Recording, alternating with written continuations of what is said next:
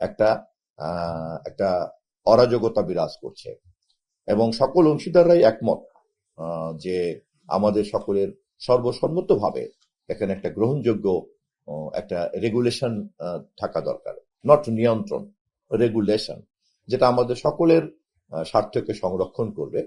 রাষ্ট্র সেখানে কেবলমাত্র একটা সেবা দানকারী এবং সেবা গ্রহণকারী প্রতিষ্ঠান হিসাবে অংশীদার হবে অন্যান্যদের মতো।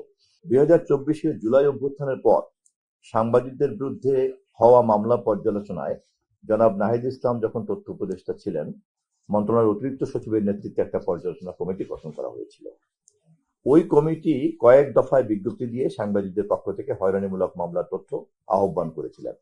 তখন মোট 92 জন সাংবাদিক তথ্য মন্ত্রণালয়কে তাদের মামলা হয়রানিমূলক বলে জানিয়েছিলেন। প্রাপ্ত তথ্যগুলি বিশ্লেষণে দেখা গেছে সকল মামলার বাদী ব্যক্তি সরকার নয়, এর মধ্যে অফিসিয়াল ও ব্যক্তিগত বিরোধ থেকে উদ্বুদ্ধ মামলাও রয়েছে। ঢাকার বাইরের মামলাগুলো বেশিরভাগ ক্ষেত্রেই স্থানীয় বিরোধজনিত। যাদের বিরুদ্ধে মামলা হয়েছে তাদের অনেকেরই পেশা সাংবাদিকতা নয়, অনেকেই আওয়ামী লীগের অথবা অঙ্গ সংগঠনের পদে থেকে নানা অপকর্মে জড়িত ছিলেন, অনেকের উপর নিপীড়ন চালিয়েছেন, ভুক্তভোগীরা মামলা করেছে কিন্তু বইপর কোনো মিডিয়ার পরিচয় ধারণ করে সাংবাদিক হিসাবে কেউ কেউ সুবিধা নিতে চাচ্ছেন। এই বিগত সরকারের এই অভিজ্ঞতাটাও আমরা উত্তরাধিকার সূত্রে পেয়েছি।